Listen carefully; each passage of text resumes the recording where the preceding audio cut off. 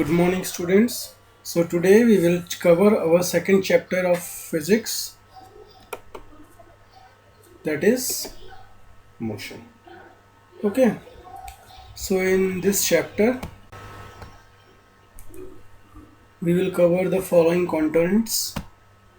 First is rest and motion, then we will cover types of motion, then these will be the types of motion that we will cover: translatory, circular, rotatory, oscillatory, vibratory, repetitive, multiple, and random motion. Okay, so these motions we will cover in this chapter. Next, we will cover uniform and non-uniform motion, then speed, velocity, and acceleration, and then last topic of this chapter, that is mass and weight. So these are our topic of discussion for this. So let's start with our first topic, that is rest and motion. So for any body, there are two states. One state is rest and one state is motion. So first of all, let's discuss what is the meaning of rest. So rest is when a body does not change its position with respect to a fixed point in its surrounding.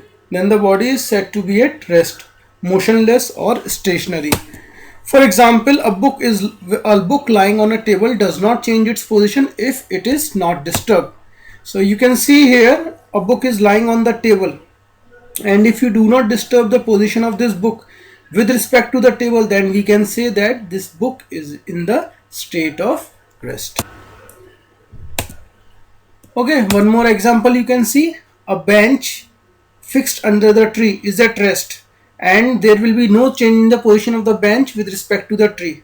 So again we can say that this bench is in the state of rest. So there should not be any change in the state of the body with respect to its surrounding. In that case we can say that the body is in the state of rest. Yes. So when we have studied rest, now we will study what is motion. So motion is something which you can say that whenever the position of the body changes with respect to its surrounding or with respect to some fixed objects in its surrounding, in that case we can say the body is in the state of motion. For example, let's see few examples. Hands of a working wall clock. Okay, so you can see whenever during the daytime, when you see the motion of these hands of the working or hands of this wall clock, they are always changing with respect to this wall clock. Okay, then one more example: a flying bird. You must have seen whenever the bird is flying, its position is always changing with respect to you or with respect to its surrounding. There is one more example: then moving bicycle. So many examples are there which you can visualize in from your daily life. Now whenever we say that the rest is when there is no change in the body, when there is no change in the position of the body with respect to its surrounding, and motion, we say that whenever there is a change in the position of the body with respect to its surrounding. So we can say that rest and motion are the relative terms. There is nothing which we say is the absolute rest or absolute motion. Whatever we will study rest, so we will study only in the frame of reference. So rest and motion are depend on the observer's frame of reference.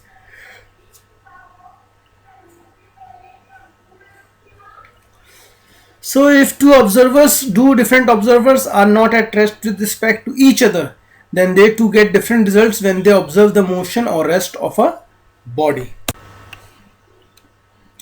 For example, a very familiar example with all of you. Suppose a person is sitting in a moving train. So when a person is sitting in a moving train and a person is standing on the railway platform. So for the person who is standing at the railway platform, the person who is sitting in the train, he is in the state of motion with respect to that person who is standing on the railway platform. Whereas if a person is sitting in front of that person who is in the train, in that case he will be in the state of rest. So you can see as the frame of reference changes from the standing person on the railway platform to the person who is sitting inside the train in front of the person, the state of that person has been changed from motion to rest. So we can say that rest and motion, they are the relative terms and they are not absolute term. There is no term like absolute rest or absolute motion. Okay, so these will be the types of the motion that we will study. Okay, so these are the types of the motion that we will discuss in this chapter. Translatory motion. Again, translatory motion is having the two types, rectilinear motion and curvilinear motion. Then we will discuss circular motion, rotatory motion, oscillatory motion, vibratory motion, repetitive motion.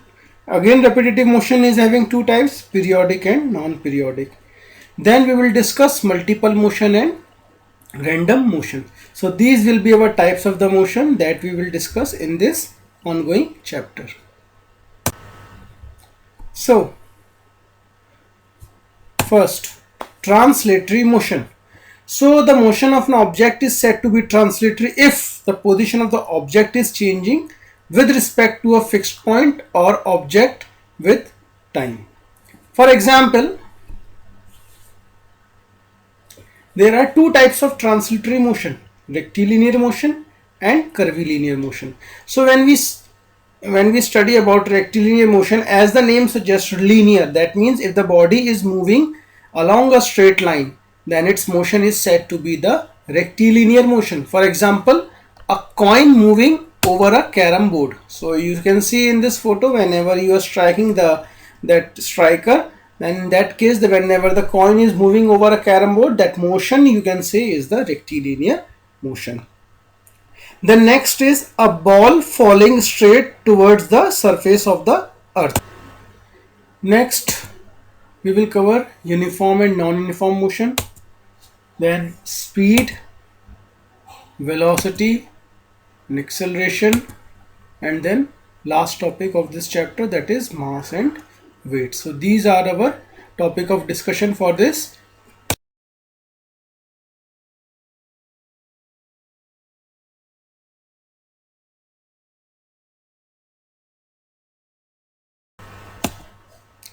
The next is curvilinear motion. So as the name suggests, curve. So when the body moves along a curved path, then in that case that motion is known as the curvilinear motion. For example, a very familiar example again,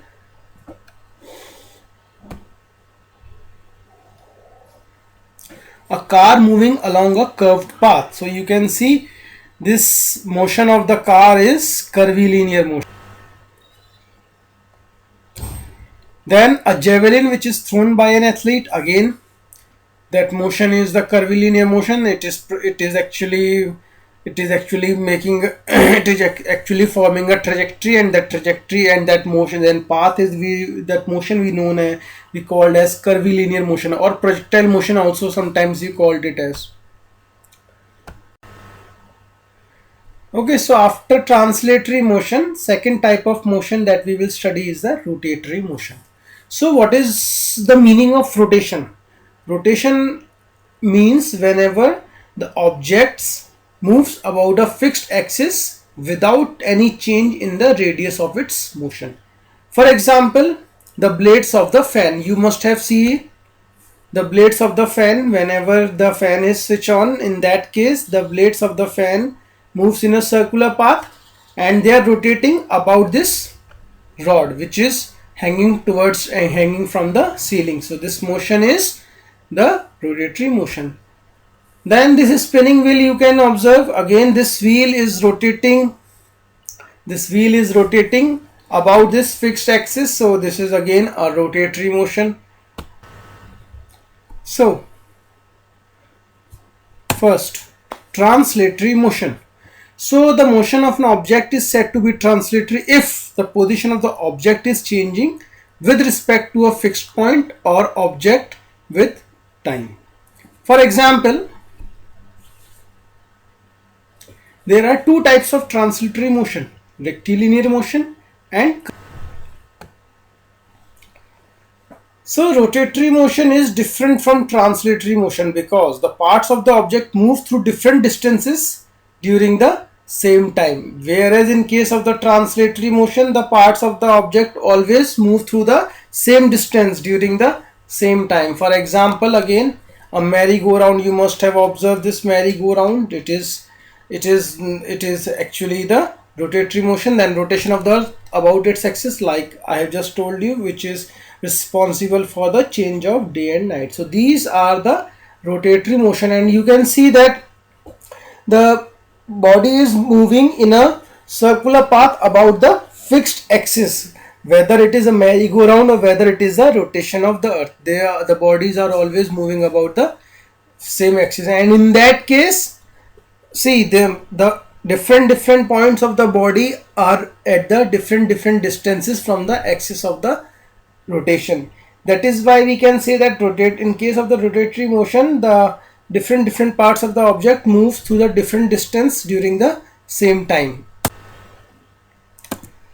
Next is our circular motion. Okay, so when we say circular motion, so translatory we have studied, rotatory we have studied, now this is circular motion. So when the motion of the body which moves at a fixed distance from a fixed point, in that case that motion is known as the circular motion. So in this motion the body traverses a circular path. For example, the hands of a clock, the blades of the fan, the wheels of the moving vehicle, satellites and spinning top. These are the few examples of the circular. Then next is oscillatory motion. So it is the to and fro motion of a body along the same path about its mean position. Okay, to and fro means the body is traversing a path. For example, if you see this pendulum, so when you see this pendulum, in that case,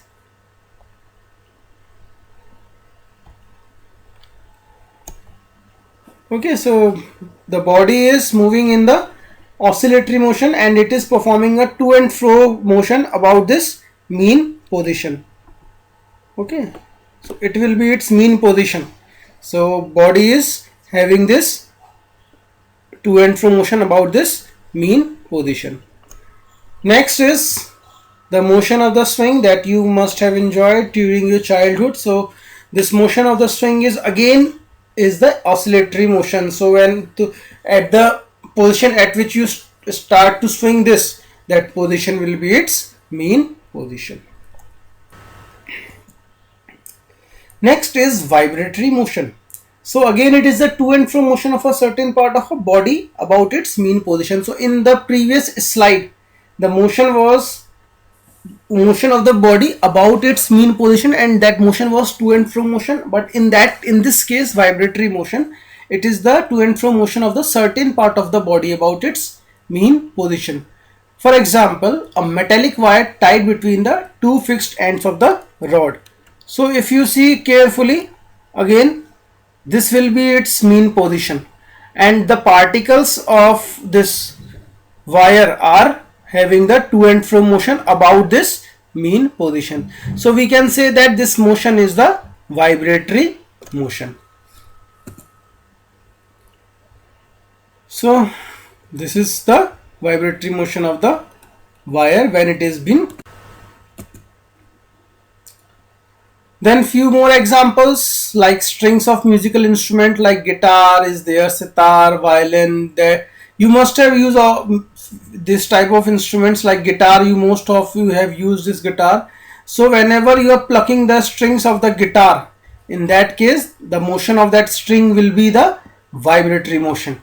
Okay, so these are the strings of the guitar. So when you plucking it up and down, in that case the motion of this wire will be the vibratory motion. Now in this type of motion there is the change in the shape and size of the body.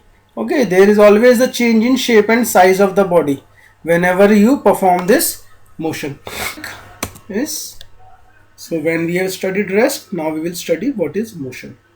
So motion is something which you can say that whenever the position of the body changes with respect to its surrounding or with respect to some fixed objects in its surrounding, in that case we can say the body is in the state of motion. For example, let's see few examples. Hands of a working wall clock. Okay, so you can see whenever during the daytime when you see the motion of these hands of the working or hands of this wall clock, they are always changing with respect to this wall clock. Okay, then one more example, a flying bird. You must have seen whenever the bird is flying, its position is always changing with respect to you or with respect to its surrounding.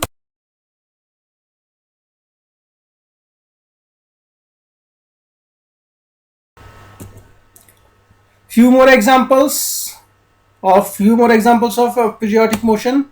A clock pendulum, then the bells in a church, and a bounce. And a very familiar example, with you, this motion of the planets around the sun. So these all are the types of periodic motion. Next is non-periodic motion. So if the body does not repeat its motion at regular intervals of the time, then it is called non-periodic motion. For example, a football player running on a field. So the motion of a football player is always random. That motion is not defined. It can move. That player can move anywhere in the ground according to the need. Then the application of the brakes during the movement of the car. So the brakes are always applies whenever there is a need, otherwise brakes are not applied, and the timing between the applying of the two brakes may be different because it depends upon the situation. Then motion of the tide is there, and then many more, almost all the motions that you can see, like you are running in the corridor or you are playing football in the ground. All these type of motions are non-periodic. Then most important one, and that is most familiar with you, mixed motion. Though sometimes a moving object performs two or more types of motion simultaneously, such a motion is called mixed motion. For example, a person who is drawing water from a well. In that case, see this pulley. So this pulley is performing the rotatory motion and this bucket is performing the translatory motion. So this is the what this is. This is an example of the mixed motion. Then a rider on the bicycle. So whenever the rider is riding a bicycle, then the wheels and pedals of the bicycle perform the rotary motion and the bicycle moves in a curved or straight path. Then a drill used by a carpenter. So when the drill is used for drilling holes in wood, so the drill is having the rotatory motion and wood is having the translatory motion. Okay, so these are the few examples of the mixed motion. So these are the types of the motion that we have discussed so far. So in the next video we will discuss about the remaining topics of this chapter. Thank you.